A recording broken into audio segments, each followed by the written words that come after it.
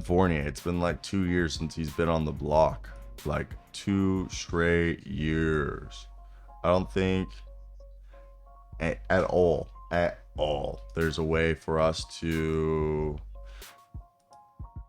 like really formulate what he brings to the table at this point in his career. But HoopsHype writes that he's still going to get traded, as we know, and he's only appeared in one game this year, and it wasn't that great.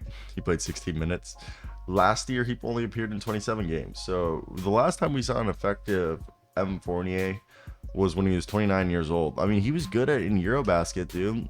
He was even decent for the Celtics, like to end that year, which is crazy to think about. The Celtics just didn't retain him. They did like, and I am amazed that at times when you look at a guy like Evan Fournier, what do you think he's gonna bring you?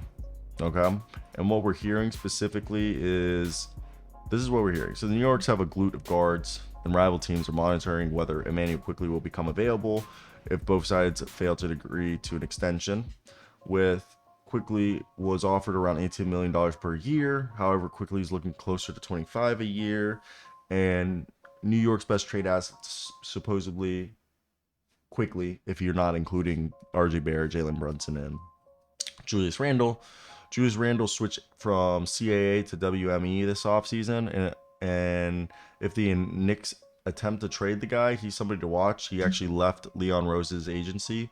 Now, the Knicks have been linked to Karl-Anthony Towns for a while. Several factors will make that deal difficult.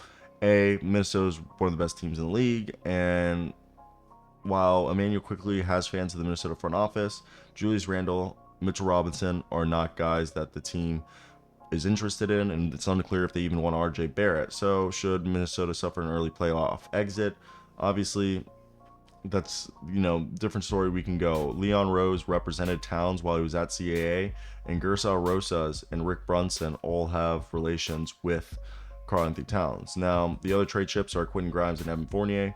Evan Fournier is just a trade chip for anybody because he's essentially an expiring contract due to a team option this offseason, and Fournier has been banished to the bench. And in years past, the Knicks shied away from including Grimes in trade talks with the Clippers for Paul George, Zach LaVine, and Donovan Mitchell. So Evan Fournier, what can you get for $18 million a year? Again, I wouldn't be surprised if they traded him to just have somebody on the books.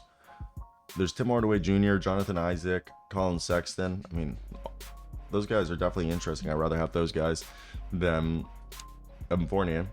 Then you get yourself, there's Harrison Barnes and PJ Washington. I think are definitely guys that they could be interested in. So I think there's people.